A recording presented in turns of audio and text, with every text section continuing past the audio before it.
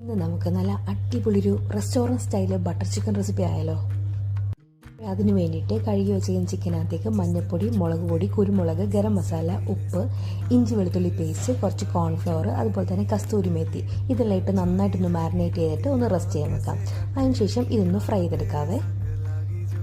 ഇനി ഇതേ സമയത്ത് മറ്റൊരു പാനിനകത്ത് കുറച്ച് ബട്ടർ ഇട്ട് കൊടുക്കാം. ഇതിലേക്ക് നമുക്ക് ചെറുതായിട്ട് അരിഞ്ഞിരിക്കുന്ന സവാള, ഇഞ്ചി വെളുത്തുള്ളി പേസ്റ്റ്, വറ്റൽമുളക്, തക്കാളി, കുറച്ച് കാശ്മീരി മുളക് ഇട്ടിട്ട് ആവശ്യത്തിന് ഉപ്പിട്ട് നന്നായിട്ടൊന്ന് വഴറ്റിയെടുക്കാം.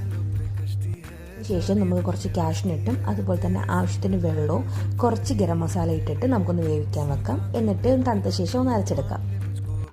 ഇനി നമുക്ക് വേറൊരു പാനിനകത്തേക്ക് കുറച്ച് ബട്ടർ ഇട്ട് കൊടുക്കാം. അതിനകത്തേക്ക് ഒരു സ്പൂൺ കാശ്മീരി മുളക് ഇട്ട് നന്നായിട്ടൊന്ന് സോട്ട് ചെയ്തെടുക്കാം. ഇതിന് ശേഷം നമുക്ക് അരച്ച് വെച്ചിരിക്കുന്ന പേസ്റ്റും ആവശ്യത്തിന് വെള്ളവും ചേർത്ത് കൊടുക്കാവേ.